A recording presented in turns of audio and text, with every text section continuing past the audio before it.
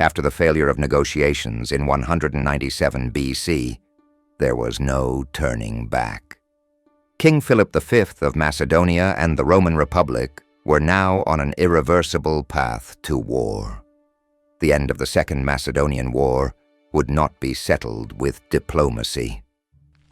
Aware of his disadvantage, Philip rallied a force of around 25,000 men, including seasoned veterans, young conscripts, and additional forces from allies and mercenaries in Thrace, Illyria, and Crete. As his army gathered in Larissa, his confidence grew. He believed he could now match the Romans in open battle. Meanwhile, the Roman general Titus Quinctius Flamininus faced a setback when King Attalus withdrew from the campaign due to illness, reducing the Roman coalition. However, reinforcements from Italy and support from Greek allies like the Boeotian League, Aetolia, and Athemania helped rebuild his strength. With his forces numbering around 26,000, supported by about 20 war elephants, Flamininus was ready for the campaign. By mid-June, with preparations complete, Flamininus moved north into Thessaly to confront Philip, who had departed Larissa. A dense fog covered the lowlands near Cynoscephalae, limiting visibility to a few meters.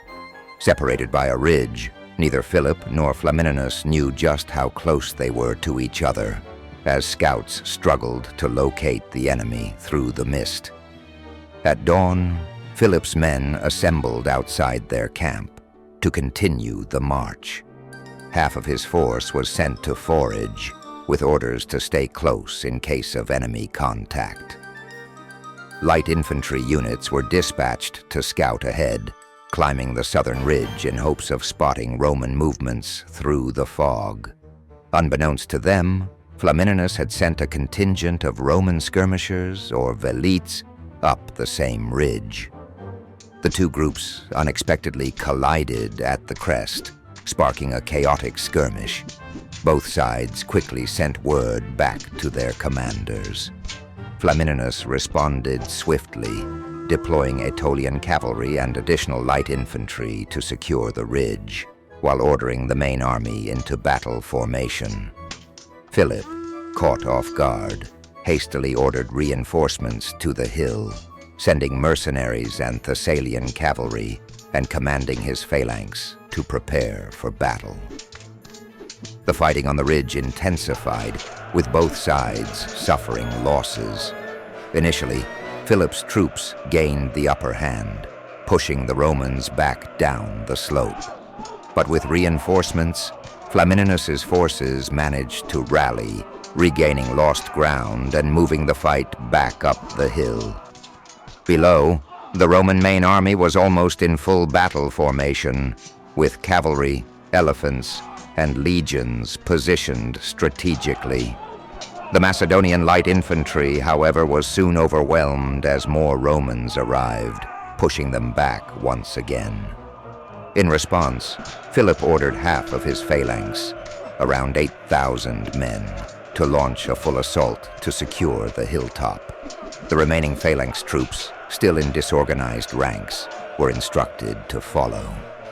Despite his reluctance to engage his phalangites on such broken terrain, Philip felt compelled to press the advantage, seeing early success on the ridge. As word reached Flamininus about the Macedonian assault, he directed his legionaries to reinforce the embattled Roman left flank, while holding his right in anticipation of more Macedonian forces arriving. The full weight of the Roman legions quickly turned the tide on the hill, repelling Philip's peltasts, who struggled against the heavily armored Roman infantry. When Philip himself reached the ridge, he saw Flamininus advancing up the slope. With the advantage of momentum and the powerful push of his phalanx formation, he ordered an assault. The Macedonian sarissas tore through the front ranks of the Roman maniples, and many Roman soldiers were trampled in the advancing wave of phalangites. But Flamininus saw an opportunity. Noticing that the Macedonian phalanx on Philip's left was still forming, he ordered his right flank to charge, led by the war elephants. This assault struck the unprepared Macedonian line, which had not yet organized into its full phalanx formation. The elephants created chaos among the Macedonian ranks, breaking through and shattering their cohesion. As Roman cavalry and maniples closed in, the Macedonians, many with their sarissas raised in surrender, were overrun.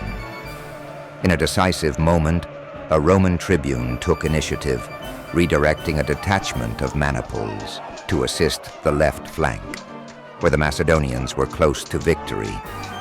The flexible Roman maniples reformed and attacked Philip's center from the flank and rear, catching the rigid phalanx by surprise. Trapped and overwhelmed, the Macedonian soldiers signaled surrender by raising their spears, but the Romans, either unaware or unwilling to recognize this gesture, cut them down. Philip managed to rally a small portion of his forces and fled the field. The Romans suffered roughly 700 casualties, though this figure may be understated due to the brutal nature of the fighting. Macedonian losses were far heavier, with around 8,000 killed and another 5,000 taken prisoner. Though King Philip escaped, he was forced into a humiliating position. Rome now held a decisive advantage in peace negotiations to conclude the Second Macedonian War. Under the terms of the treaty, Philip retained his throne but had to relinquish all territories outside of Macedonia, pay a tribute to Rome, and send his son as a hostage. Macedonia was now firmly under Rome's control,